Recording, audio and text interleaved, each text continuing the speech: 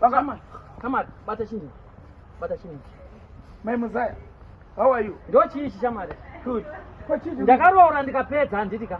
Ndarora ndikapedza ndo chiisha uri kundiudzira ichi. Chichi. Ndakamboshinga ndikatarisa ndichikuda pamwe achachinja vakata black sezvandii. Tsana musadaro tsana. Naitsana. Iye murungu dondo ndomudii. Njiva varungu ndoidii. Zvinhu zvinongoonekwa pachina kuti mukaratu uyu. Pane pakati pemuke muhazanzeni. Ipasi. Ini ndikare pasi namanje. Ndiritezvara venyu. Ndiritezvara venyu. Iwe. Tsano. Tezvara vanoza. Mava kudotherera kana makudaro makundikoniwa. Ndiritezvara venyu ini. Garai pasi ndikuveirei ndikudzidzisei tsika nehuru. Uri mukwasha.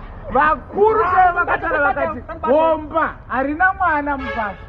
Gomba harina mwana. Unoona vajana vedu vachibva kundari vachiimba kwaya. Vanenge vachiitira kuti vana mai vedu vabudise zvikomo. Paunoona vachitumidza mazita ekuti vana Dhauti. Vanenge vadauzama kuti vana vanobana chipo chinobva kuna Mwari. Dhauti ungori vati ndine Dhauti but mwana. Tine vimbo. Chigara pasi. Mwana wakamwana kupiko. Hai mukwasha. Ino wakutizvidza. Wakutizvidza. Ndio zvakaita zvako iyi. Ndio unaiwe. Kumba kuna munhu mutsvuka akaita sezvizvi. Varipo vasekuru majata. Vanga vakaroora mukalati. Ani? Usekuru majata. Vanga vakatoroora mukalati. Chinzwa goda. Nodzera idzodzo dzauye kumwana wamai vangu uyu. Ndiwachigara pasi mukwasha. Ende wakudoripa manje. Yakuti ndakudona kuti wakudoripa bhozi wakudzerera. Wakuchiripa manje. Bhozi iwe hauyi pano pamba pangu. Uchipopota. Wauye kuti uyanana here kana kuti wauye kuti chochehuda. Saka uya ndibvume mhosva pachena vanongona kuti uyu mukarati. Uyu haasi mukarati. Mwana mutsvuku, mwana. Ndakuudza ndiwe kana usingahwisi mwana mazano zvachipa. Kune zvavaya vana tinashe vaya asi hatichaiti izvozvo. Kare taingoti vana kana usina chivimbo chokuti chako waingoti tine vimbo. Kana kuti Dhauti. Uyu mwana uyu. Chisara nefambi yako chama ndinakonyewa. Unotenda hazvanzi yangu kuti wakapendegwa vodzinza. Iye matito iwe matito. Mava nemukarati. Ndizvozvo. Mava nemukarati.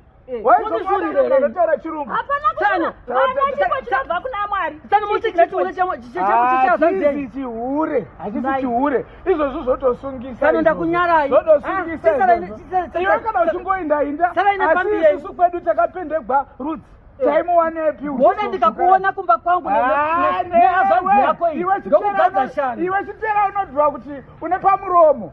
Plus iwe vakadzi vada kuchengetewa. Iwe nyika yezara machaina iwe. Niwe wazanziwo iwe unongati nemasvibiro akaita iwe nemukwasha ungazi. Unongoti nyadzisa wone. Ndikakuudza kuti ndanacho kwa baba vacho. Uyu munhu akagara irombe haana chakasamba nadzira chatakanda pano. Iya baba vacho yawa. Ndoomba kuti uya navo ndochitla.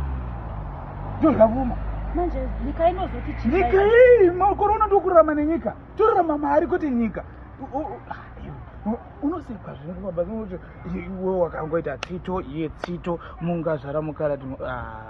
Newewo chidzokera iwe unozvigadzirisa zvinhu izvo uye nemukwasha wangu chaiye. Ndakakubvunza. Yatombofondera zvangu. Ndakakuudza kuti zviro wakaruza iwe wakaruza tanga tiri kwahonorable Scott uko. Tichiona mabviravira Scotland. Vana Sewick nevanga vari ikoko mbinga dzose maartisti vana Japreza. Ndandadisturbiwa zvine uyu muhazvadzi wangu wakuzvarira mwana murungu dondo. Ende ndanyara kunyara hakuonekwe ndingadai ndanyura muvhu chaimo. Asi ngatisangane ukoko. Tosangana next Saturday kumabvirevere kwaScott.